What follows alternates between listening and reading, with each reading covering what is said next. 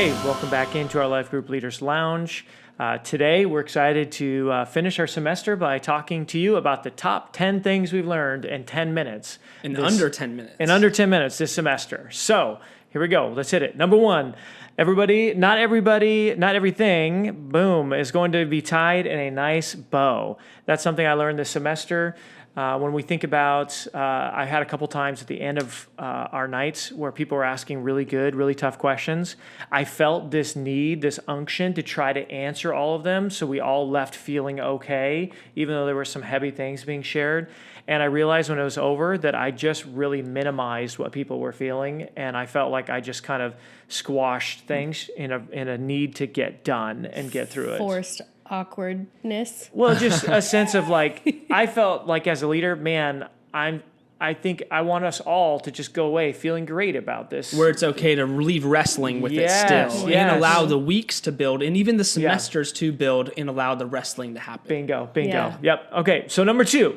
People have great questions and love the format of Life Group because you can ask them. Brayden, why was that big for you? I mean, it just shows people are taking time out of their week to be here. And I just was impressed by, again, the reasons people were coming, not just for fellowship or things like that, but because I have big questions about life or faith. And it just was encouraging as a leader because you prepare and put so much thought into it. So it just was that reminder people are here for big reasons, and these are good, important things we're talking about. Yeah, good. All right, great. Yeah. Number 3, Raquel.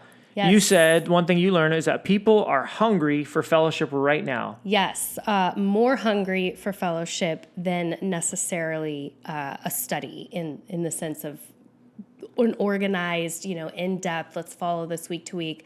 Kind of, we've been rolling with more of like a devotional style and just really focusing on that fellowship. And that, don't discount that. That's super, super valuable.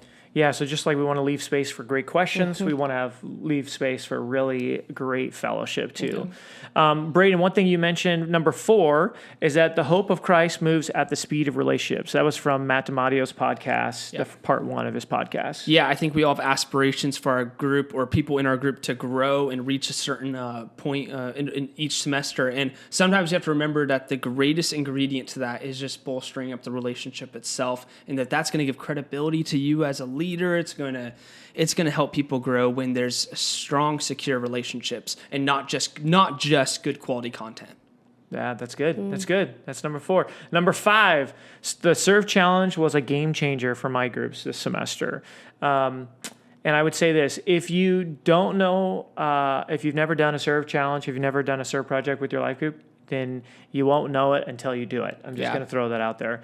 Because when we did, we had a couple of different things that we did. In one group, we did security for one of our big events where one of the guys felt really passionate about wanting to protect the kids and their families. We did not have to do much to get the guys in our group to show up because that was a passion within the group that was there, that those guys really wanted that too. And then my other group, we had a chance to serve by putting together care packages for the homeless.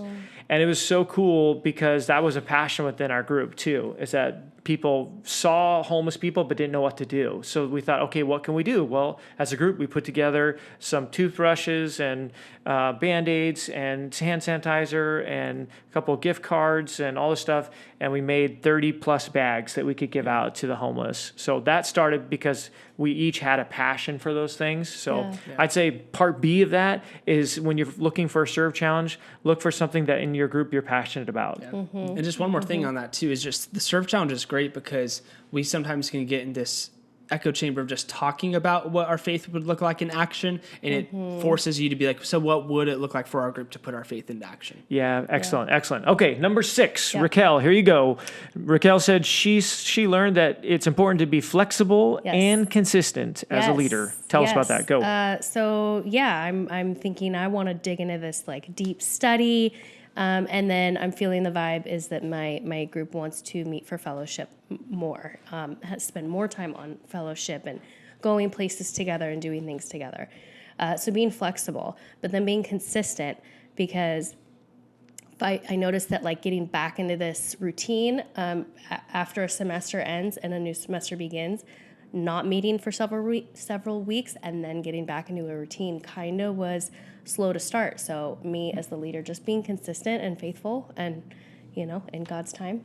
Yeah, I was going to add too, Pastor Joanne in her podcast, when she talked about that she was meeting with a gal and she had plans to meet with multiple people and then only one showed. And that was one thing her feedback was that time that she spent with that one person was so valuable and so important. So whoever the Lord sends to you, being consistent to minister to them is so important as a leader, for sure.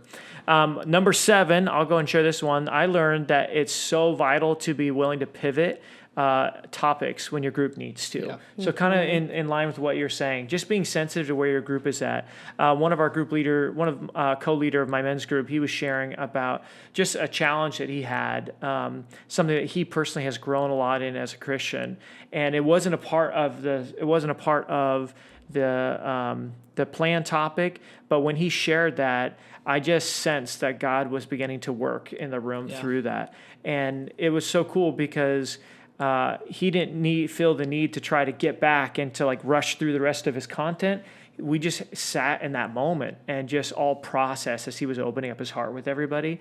And so I would encourage you, just be willing to pivot as the Lord starts to speak to your heart and as you sense the needs of your group, because God may have different plans than you have as a leader. That was a good thing. It just goes to show that you can take your time going through content. Like Ephesians chapter 3 will be there for you the following week or the following semester. Absolutely. And just to settle into the needs of your group that night. Yep. Bingo. Brayden, number 8, you said that the spiritual retreat we did was a huge win. Can you tell us about that? It was a big win because if you don't know a spiritual retreat, it comes in a lot of variety and forms. For us, it was very times of silence, solitude, contemplation, giving everyone who showed up, which was very few people, a chance to disperse and experience that. And coming back together when we did, it showed that, wow, this was very valuable. It was very new for most of the people who came, but it was very valuable. And so the lesson for me there was, okay, there are some things that might be new to people in terms of spiritual disciplines or rhythms,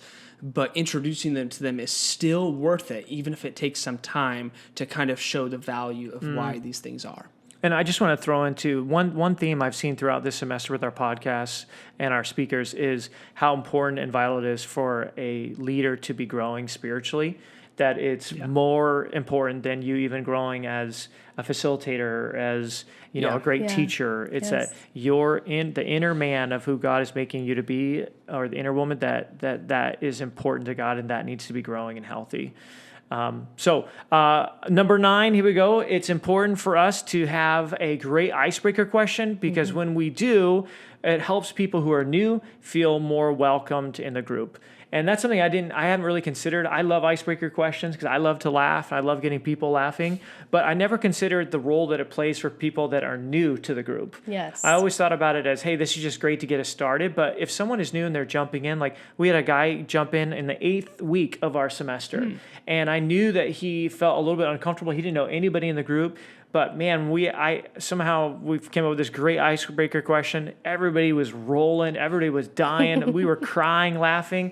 And by the time that part was over, he felt like he was part of the group. Yes. Like it was just done. So super valuable. Do you just have like a bunch in your head that you are ready to pull out whenever needed? No, I actually I look it up in advance. So I'll spend time as a part of my prep for what are some really hilarious questions I could ask, or if it's a more serious topic and we want to help people kind of learn a little bit more about each other and open up a little bit, then I'll ask something like that too. That's good. So Smart. So I do try to prepare for that for sure. All right, we're 9 minutes in. Last one. Brayden, go. Last point here. Brayden, you mentioned that it's so important that we learn to listen to people outside of our bubbles. Yes. There's a lot of great perspective to be gained from people, mentors nearby and mentors far away, whether that you read books, podcasts, and audiobooks, etc. Just expand your horizons in who you're learning from, and obviously find trusted value of resources and such, and trusted people. But there's a lot to be learned. Hey, expand your horizons. Mm-hmm. Yep. And it does take some effort, but it is worth it to grow as a leader for sure. Yeah. So we're so glad you joined us today. We're so pumped about it. Hope you enjoyed our 10 things we learned this semester in under 10 minutes. Peace.